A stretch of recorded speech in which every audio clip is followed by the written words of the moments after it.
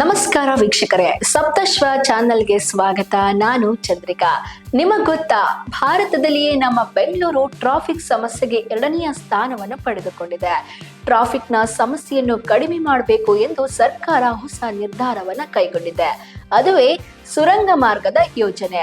ಹೆಬ್ಬಾಳದಿಂದ silk board ವರೆಗೆ ಸುಮಾರು 18 kilometre ಉದ್ದದ ರಸ್ತೆ ನಿರ್ಮಾಣವಾಗುತ್ತಿದೆ.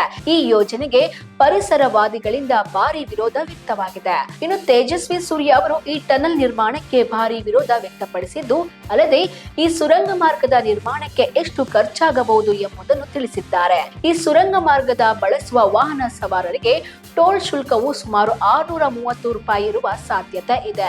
ಇದು ಸಾರ್ವಜನಿಕರ ಮೇಲೆ ಆರ್ಥಿಕ ಭಾರ ಉಂಟು ಮಾಡಬಹುದು. ಇದರಿಂದ ಟನಲ್ ಮಾರ್ಗವನ್ನು ಮಾಡುವ ಬದಲು ಸ್ಥಗಿತಗೊಂಡಿರುವ ಮೆಟ್ರೋ ನಿರ್ಮಾಣವನ್ನು ಮಾಡಲಿ ಎಂಬುದು ಹಲವರ ಅಭಿಪ್ರಾಯವಾಗಿದೆ.